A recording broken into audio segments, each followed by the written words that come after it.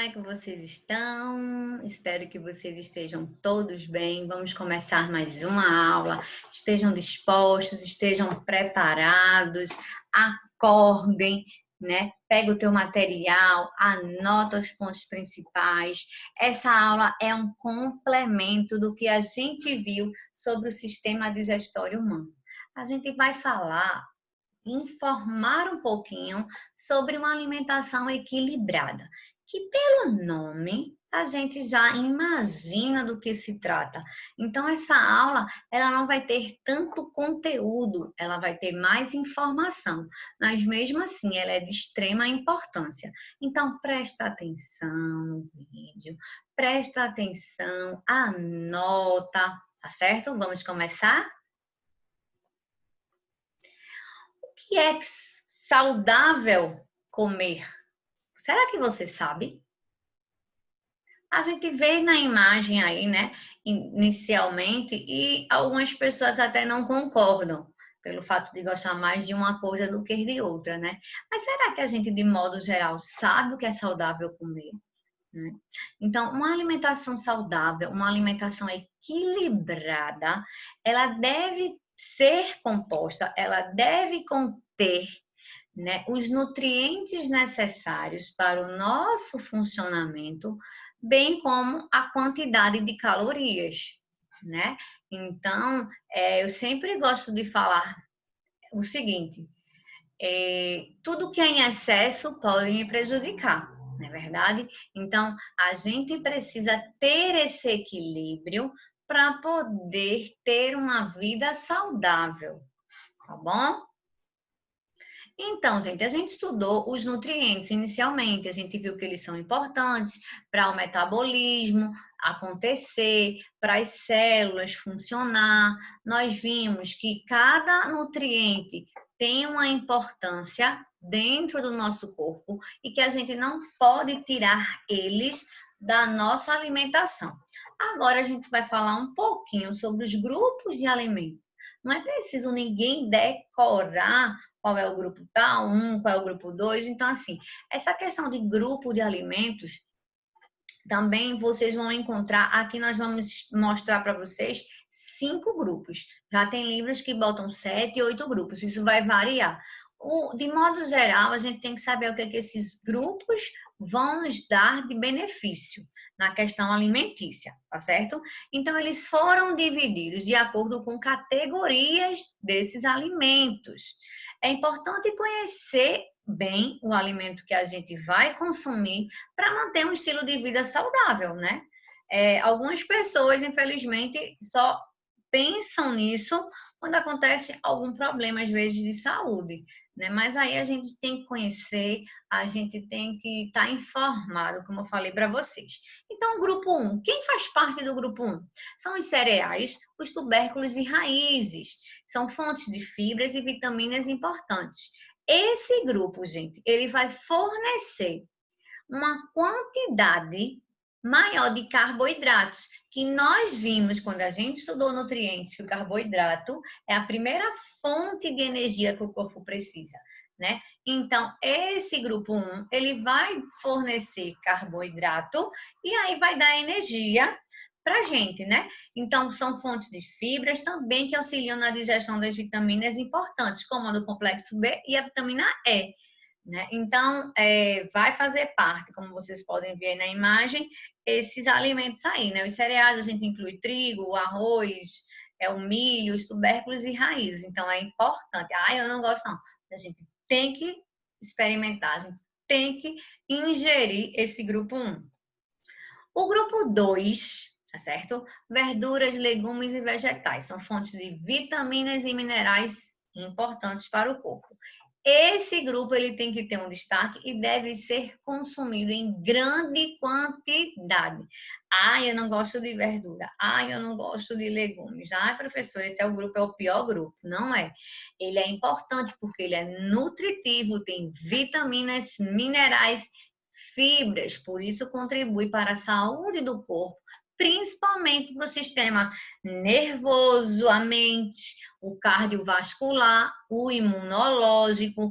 Então, quer manter uma rotina de uma alimentação equilibrada e saudável? Esse aí você fica à vontade com esse grupo, tá certo? O grupo 3 também é importante. É o que vai estar as frutas, que vão nos dar vitaminas, elas também são antioxidantes. Fortalecem o corpo e também devem ser consumidos com frequência, abrindo um parênteses, né? O problema da fruta pode ser em relação às pessoas que têm diabetes, né? Porque a frutose, que é o açúcar das frutas, algumas frutas elas têm uma quantidade maior, então quem tem problema de diabetes tem que ter só esse controle. Mas quem não tem, fica à vontade também com frutas, são super importantes. O grupo 4, leites e derivados, vão ser importantes para calcificação, para o cálcio do corpo, para a produção desse cálcio que é importante para os nossos ossos, né? Então, eles também podem ser usados de várias formas, né? Leites, queijos e etc. Então, também é importante. E o quinto grupo, eles vão estar carne e ovos, são fontes de proteína e vitaminas do complexo B, auxiliando na saúde dos tecidos e os ossos do corpo. Ah, professora, mas eu não como carne, eu não gosto nenhuma. Gente, como eu falei para vocês, a gente precisa de todos os nutrientes. A gente precisa desse grupo. Quando a gente tem, né, às vezes, tem um grupo de pessoas que são, por exemplo, vegetarianas, veganas, não comem carne, mas elas precisam ingerir outro tipo de proteína para suprir a falta desse alimento, certo? Produtos ricos em gorduras e açúcares, né? Açúcares, os doces, né? E gorduras são alimentos pouco nutritivos e que em excesso podem causar problemas na nossa saúde, né?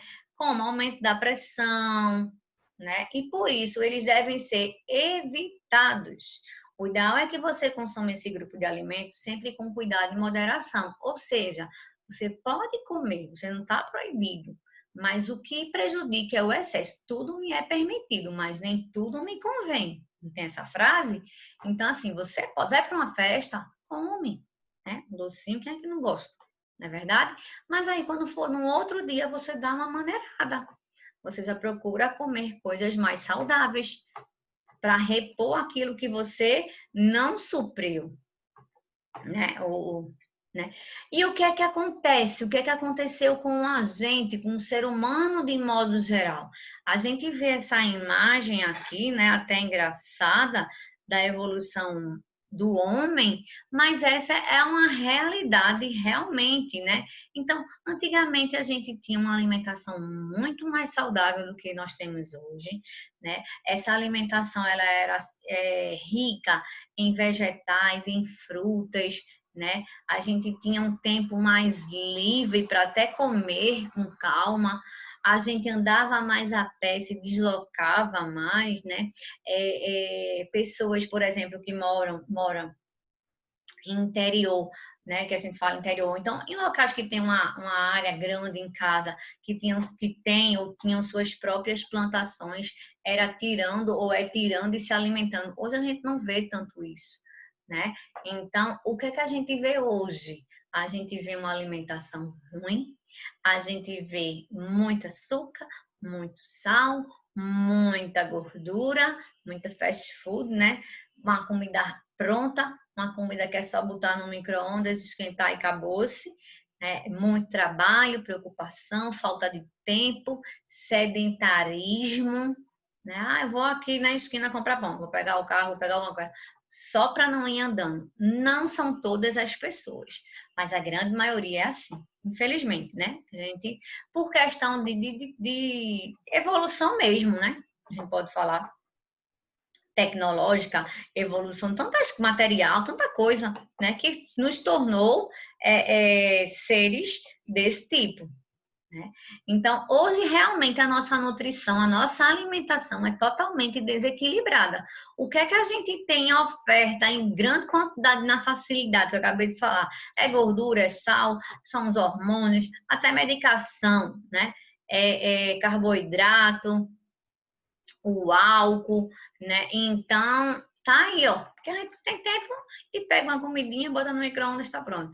Passa numa lanchonete, já tá tudo prontinho ali, assado, acabou-se, né? E hoje a gente tem realmente essa baixa oferta de vitaminas, minerais, proteínas, água, né? Existem até pessoas que trabalham com essa questão alimentícia que hoje já tentam, né, colocar algum tipo de alimento mais saudável, né? Aquelas pessoas que vendem, por exemplo, comidas congeladas, né? Para a pessoa que não tem muito tempo de fazer, que não gosta, que não sabe, prefere comprar sua comidinha, botar no congelador lá, quando for comer, tira. Então, aí já tem grupos, já tem empresas, né, microempresas que já trabalham com a comida melhorada, né? Uma comida mais saudável. Então, qual vai ser a consequência de uma má alimentação na nossa vida? A imagem aí já diz tudo, né? Já mostra bem claramente, né? Dois indivíduos, né? Um com alimentação errada. A gente não pode dizer que é errada, porque vai depender do seu ponto de vista, né? Não tão adequado, eu colocaria mais essa parte, né? E uma outra mais adequada. Então, a consequência vai ser realmente a obesidade, né? E por que a gente engorda? Porque a gente não gasta tanta energia como a gente deveria e a gente ingere mais caloria do que a gente necessita. Então, a obesidade nada mais é o excesso de caloria no nosso corpo, tá bom? Então, é uma doença crônica, ela é grave, ela apresenta o acúmulo exagerado da gordura corporal, né? E ela compromete realmente a saúde, né? Então, assim, e por que se acumula essa gordura? Porque a gente pode estar comendo demais de forma errada, né? A gente pode não estar praticando exercícios físicos. E outra coisa, gente, quando se fala de obesidade, né, ela pode desencadear também uma série de complicações, né, no organismo, como problemas cardíacos, diabetes, o ABC, etc. Mas o que é que eu quero também falar para vocês? A obesidade, ela não só vai ser causada porque você está comendo demais, né? Ou porque você não está praticando exercício. Existem vários fatores que podem tornar uma pessoa obesa. Aqui eu trouxe esses dois principais pontos porque a gente está falando dessa questão da alimentação, mas pode ter um fator genético, né? Pode ter um fator hormonal, né? Que vai desencadear uma obesidade, tá certo? Mas aqui eu estou dando mais ênfase nessa parte de alimentação, que é o que a gente está estudando. Então, é preciso a gente ter uma reeducação alimentar, tá? O que é uma reeducação alimentar?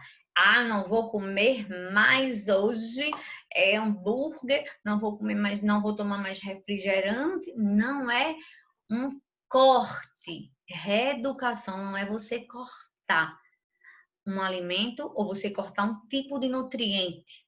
Reeducação é você modificar o seu hábito de ingerir esse alimento e você vai o quê? Vai compreender, vai conhecer melhor o efeito que esse alimento vai estar fazendo dentro de você.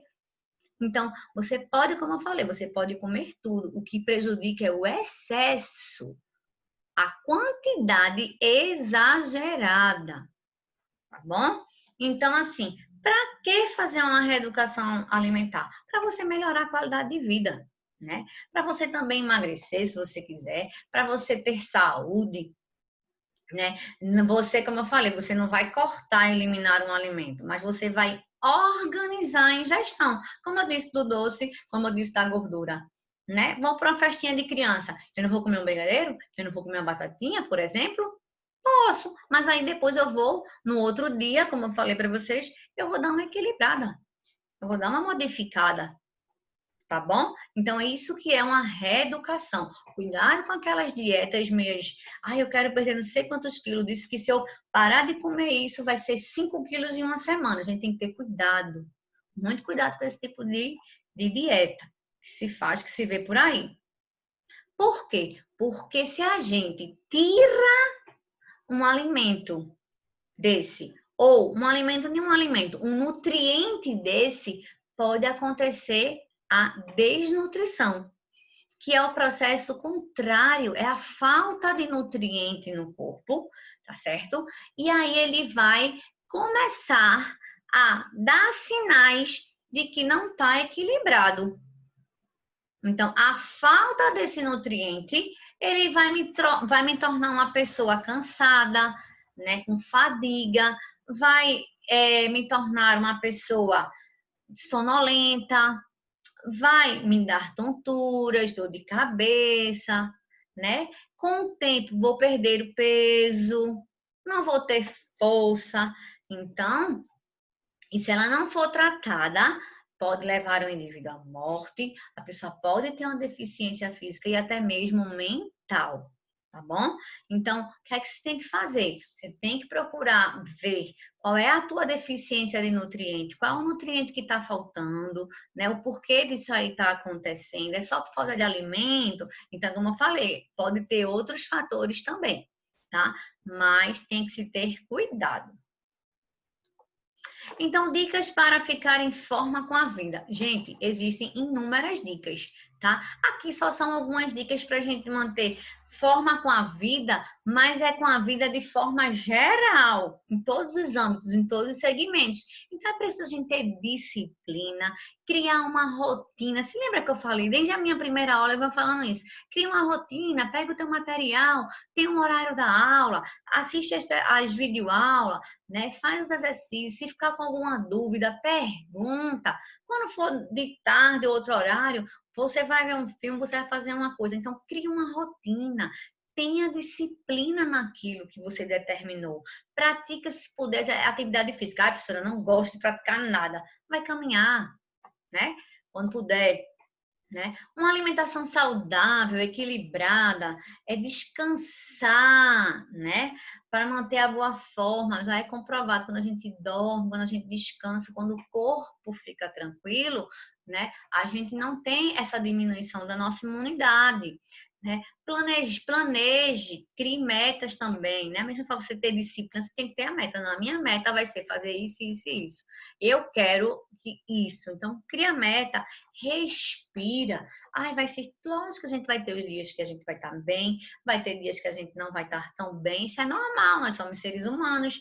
Mas aí você respira, faz aquele, conta até 10. Ah, é muito pouco para mim. Conta até 100. Também não dá. Conta até 1000. Né? E sorria, né? Tudo, mesmo sendo de forma negativa, vai ensinar algo, né? Quando a gente sorri, a gente movimenta tantos músculos do corpo, a gente, né, elimina essas ruguinhas que podem aparecer. Então, aí, ó, infinidade de dicas para a gente ficar bem. E é importante nós estarmos bem, ok? Então, vejam, para a gente fechar, tá? Eu vou dar uma geral de como a gente conservar esses alimentos. A gente sabe que a gente precisa ingerir ele de forma equilibrada, de forma saudável, e existem várias técnicas, minha gente, várias técnicas de conservação de alimentos. E quando a gente fala de conservação de alimentos, a primeira coisa que vem na minha cabeça é, e antes? Nas primeiras civilizações, né? A parte histórica, como é que eles conservavam o alimento se não tinha uma geladeira, se não tinha um isopor, se não tinha gelo, né? Como é que se fazia? Aí sempre eu fico, quando se fala em conservação de alimentos, eu sempre me pergunto, me questiono isso, né? Porque foi realmente tentativas que eles foram fazendo. Então, como eu disse, existem várias técnicas. Eu vou mostrar aqui umas 4 para vocês, 5, tá? Que a gente já conhece, que já faz parte do nosso dia a dia, tá? A gente só precisa relembrar, ler, né, algo sobre, para a gente assimilar mais isso aí.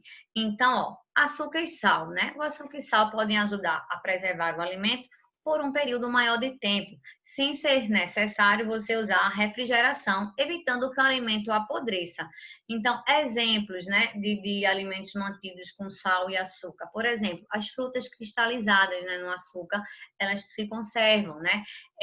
O bacalhau, a carne seca, que a gente chama de charque, se coloca sal. Quando vinham as civilizações, faziam longas viagens nos navios, né? vamos supor, da Europa para o Brasil, que eles traziam mantimentos, eles colocavam muito sal, né, nesse tipo de carne, né, no bacalhau e na carne seca, justamente para não apodrecer, tá? E a viagem era muito longa. Desidratação. O que é desidratar? É você tirar a água. E quando você tira a água, você está fazendo com que aqueles micro-organismos que poderiam estragar ali, conserve, não consigam, né? Então, se conserve por mais tempo. Então, desidratar é você tirar a água, né? O leite em pó, por exemplo, o café solúvel, é um método também bem antigo, tá? Realmente até se pendurava assim algum tipo de carne para você desidratar, retirar essa água, né? Outras duas técnicas, a pasteurização e a esterilização. Qual a diferença? A pasteurização, todas duas, é quando você vai aumentar a temperatura do alimento para micro-organismos não liberar toxinas que vão acabar com esse alimento. Então, é quando você bota quentura, vamos dizer assim, quando você esquenta a temperatura alta. A pasteurização vai estar ligada à eliminação desses micro-organismos do leite. E a esterilização é que são naqueles alimentos que a gente chama enlatados, né? Armazenados, né?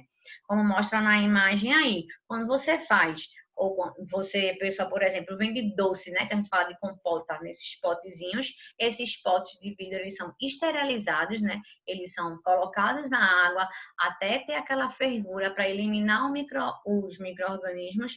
E quando você ingere lá... E quando você coloca o doce lá, você bota até a boquinha mesmo, justamente para tirar todo esse micro-organismo para você fazer o lacre, né? O fechamento dele, tá bom? Congelamento, né? É o contrário da esterilização e da pasteurização. Enquanto ali você vai botar temperatura quente, altas temperaturas, aqui não. A temperatura vai ser baixa, não é verdade? Para não também ter a proliferação desses micro-organismos. Então, o que é que acontece? A água que está nesse alimento que a gente vai congelar, ela vai se transformar em cristais de gelo, né? Temperaturas negativas, né? E aí, quando ela se transforma em cristais de gelo, impede que o micro-organismo cresça, se reproduza naquele ambiente, né? Então, a gente bota peixe, a gente bota carne, um monte de coisa para congelar, né? É importante também, por exemplo, quando a gente fazer o congelamento de um feijão, né? A gente é interessante, é mais interessante a gente faz, vou botar na panela aqui grande que cabe tudo o que eu fiz, né? Aí bota, aí no outro dia tira, aí tira um pouquinho, esquenta, descongela, bota de novo. Esse tirar, descongelar, tirar, botar de novo, não é interessante. É mais interessante você colocar em panelinhas menores a quantidade que você vai consumir nos outros dias, porque quando você bota numa grande e você fica tirando e colocando, você também faz com que aquele alimento que ele descongele e congele novamente, ele perca nutrientes, tá bom? Aditivos químicos, ou seja, o que é um aditivo químico? São substâncias que você vai adicionar naquele alimento para que os micro-organismos não se reproduzam, tá? Outra coisa, os aditivos químicos, eles podem dar ao alimento uma cor, podem dar sabor, podem dar consistência, né? Eles vão ajudar nesse processo. Por exemplo, o extrato de tomate. Você vai pegar o tomate, você vai fazer lá, né, o processo para virar o extratozinho, aí você vai botar um aditivo. O aditivo químico para quê? Para dar uma cor mais vermelha naquele extrato de tomate, né? Para dar um sabor diferenciado. Extrato de tomate com não sei o que, extrato de tomate da, né, manjericão, extrato de tomate, aí isso é um exemplo de aditivos químicos. Ok. Eu falei. Quero ver se vocês entenderam. Informei, né? Eu quero ver se vocês entenderam até agora, porque é com vocês. Uma alimentação saudável, ela deve incluir o quê? Vamos ler todas as alternativas, tá certo? O consumo diário de frutas, verduras e legumes variados, alimentos preparados com muito sal, alimentos com alto índice de açúcares adicionados. No preparo dos alimentos é importante que se faça a comida com muito óleo ou todo tipo de comida.